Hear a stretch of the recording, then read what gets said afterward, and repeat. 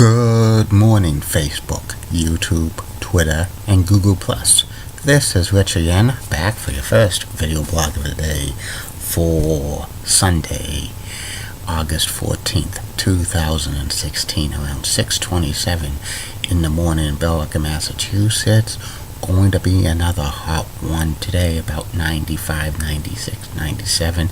Heat index well over 100, so drink plenty of water and put on the sunscreen so you won't get sunburn, and check up on the elderly, and please do not put your pets in your car, leave your pets in your car for any length of period of time during the hot weather. Some news to report: the Boston Red Sox beat the Arizona Diamondbacks by a score of 6-3. The Ironbirds beat the Lowell Spinners by the score of 2-1, and swimmer Michael Phelps won his 23rd gold medal at the Olympics, and he says this is his final swimming race of all time. He says he's retiring. He said that 2012 was his last summer games, and I don't know if he really means it, but a lot of his teammates says they would not be surprised if he competes in Tokyo 4 years from now. He'll be 35 years old. I wouldn't be surprised if Michael Phelps comes out of retirement, does the 2020 Summer Olympics to add to his total, because he's very good. We'll wait and see about that. And that's about it on the news.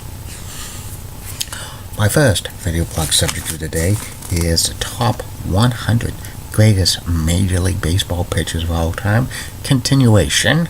Today is from numbers 80 through 71. And here they are. Number 80 on this list of the greatest Major League Baseball pitchers of all time: Fernando Valenzuela. Fernando Valenzuela pitched 16 years in the major leagues, mainly with the Dodgers, and he also pitched for the Angels, the Orioles, and the Cardinals and Padres.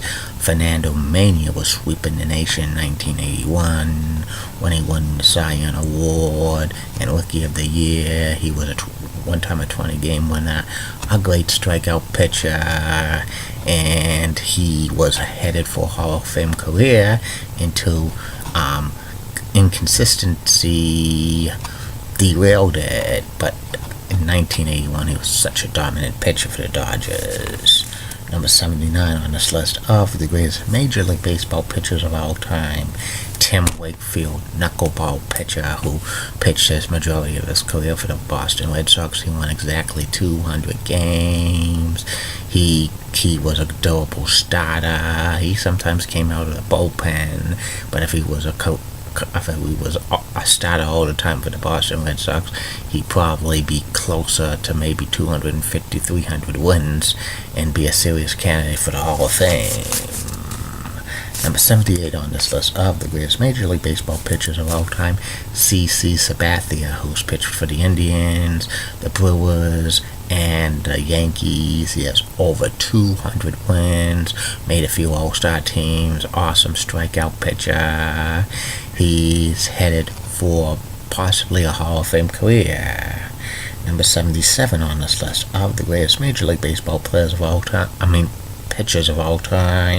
Bartolo Colon, who's in his mid-40s, but he's very effective with the New York Mets. Also pitched for the Indians, Expos, White Sox, Angels, Red Sox, and a couple of other teams. Well over 200 wins, and 2005 Cy Young Award winner, but he got in some trouble for using PEDs. That's going to hurt his Hall of Fame career, but I wouldn't be surprised if Bartolo Colon continues to pitch until close to 50. Number 76 on this list of the greatest Major League Baseball pitchers of all time: Felix Hernandez, King Felix, who's pitched his entire career with the Seattle Mariners. He has well over 150 wins. He's at 2,000 strikeouts. He pitched a perfect game, and he won a Cy Young for the Seattle Mariners in 2010, but he has not pitched in postseason yet, and hopefully he does one of these days. Number 75 on this list of the greatest Major League Baseball pitchers of all time, Jim Kaat. Jim Kaat won 16 Gold Gloves as a pitcher. He pitched for the Senators/Twins, White Sox, and Phillies, Yankees, and Cardinals to end his career. He was mainly a starter for so many years, a couple of times 20-game winners.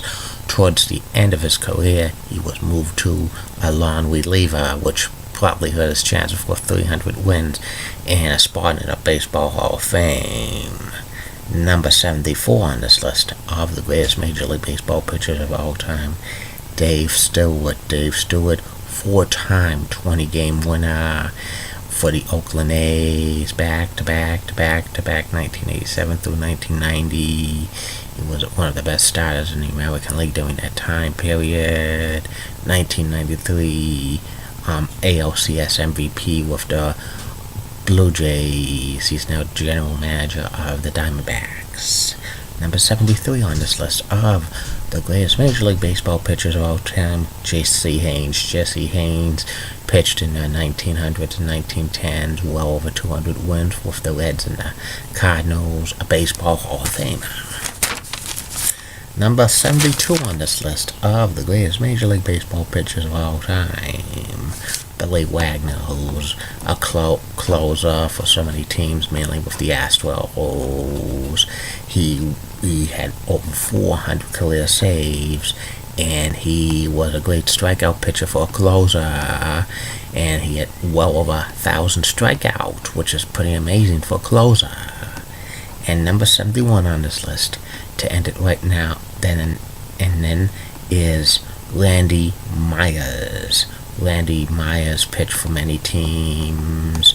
Mainly, he was known as the closer of the 1990 Cincinnati Reds, who won the World Series, which him, Norm Charlton, and Rob Dibble were nicknamed the Nasty Boys, not the tag team.